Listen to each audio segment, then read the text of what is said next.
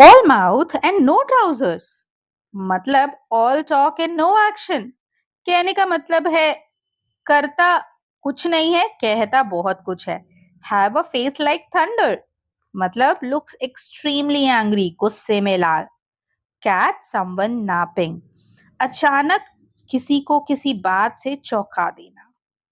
दोस्तों, क्या इन सेंटेंसेस को सुनने के बाद आपके भी मन में कंफ्यूजन क्रिएट हुई है? और अगर कंफ्यूजन हुई है तो आपको पता है इसका रीजन क्या है?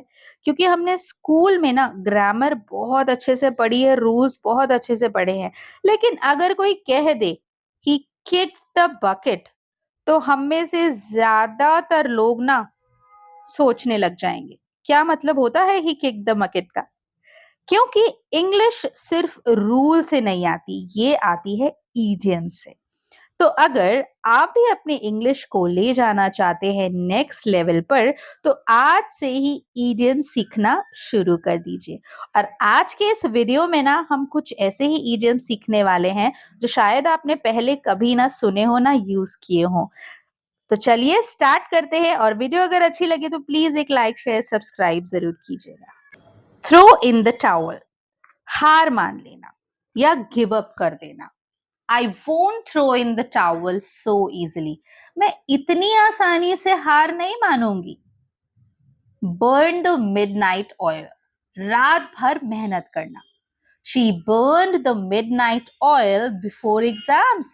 उसने एग्जाम से पहले रात भर पढ़ाई की। Go the extra mile. जरूरत से ज्यादा मेहनत करना। He always goes the extra mile for his friends. वो हमेशा अपने दोस्तों के लिए एक्स्ट्रा एफर्ट करता है। Barking up the wrong tree. गलत इंसान या गलत चीज को दोष देना। If you think I broke the vase, you are barking up the wrong tree. अगर तुम्हें लगता है मैंने वास तोड़ा है तो तुम गलत सोच रहे हो। A storm in a teacup. छोटी सी बात का बड़ा मुद्दा बनाना। It was just a small argument, but he made it a storm in a teacup. बस छोटी सी बात थी, पर उसने तो हंगामा ही मचा दिया। Cry wolf. छोटी सॉरी झूठी वार्निंग देना बार बार। If you keep crying wolf, no one will believe you. अगर तुम बार बार झूठ बोलते रहे ना तो कोई विश्वास नहीं करेगा। Kick the bucket. बहुत फनी है। वैसे मर जाना होता है, जैसे कह सकते हैं my old phone finally kick the bucket. मेरा पुराना फोन अब काम से गया। Put a sock in it. चुप हो जाओ।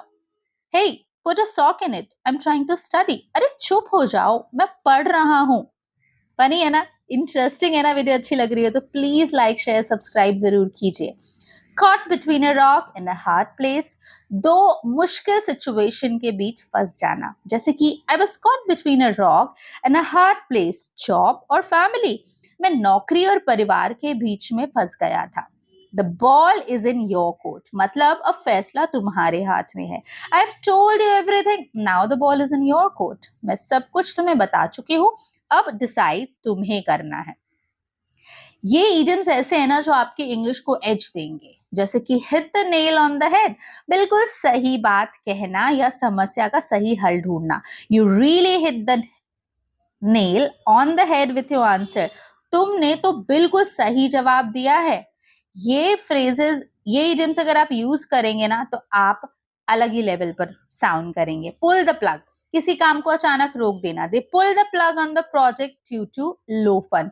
पैसों की कमी के कारण उन्होंने प्रोजेक्ट बंद कर दिया। लेट स्लीपिंग डॉग्स लाई, मतलब पुरानी बातें ना ही छेड़े तो बेहतर है।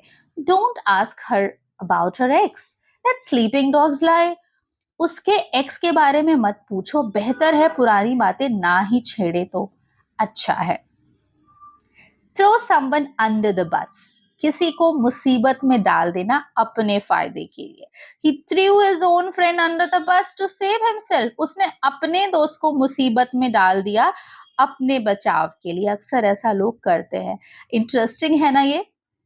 Skeletons in the closet, मतलब छिपे हुए राज तो लोगों को पता नहीं। Every family has some skeletons in the closet, मतलब हर परिवार के कुछ राज होते हैं। इंटरेस्टिंग है ना ये भी idiom. Shoot yourself in the foot मतलब अपने ही पैर पे कुल्हाड़ी मारना. He shot himself in the foot by arguing with the boss. Boss से बहस करके उसने अपना ही नुकसान कर लिया, अपने ही पैर पे कुल्हाड़ी मार ली. बड़ा कॉमन है ये वाला मुहावरा, जिसे इंग्लिश में ये कहते हैं हिट द रूफ, मतलब बहुत ज्यादा गुस्सा हो जाना. Dad hit the roof when he saw the phone bill. पापा तो गुस्से से फट पड़े जब उन्होंने फोन बिल देखा या गुस्से में लाल हो गए. स्मेल अ रैट, कुछ गड़बड़ लगना. I smell a rat in this deal, मुझे इस डील में ना कुछ गड़बड़ लग रही है. सेकेंड लास्ट वाला इडियम देखते हैं, किक अप अ फस, मतलब ज्यादा शोर शराबा करना बिना वजह. Why are you kicking up a fuss over nothing, खाली बात पर इतना हंगामा क्यों कर रहे हो, ये भी काफी कॉमन है.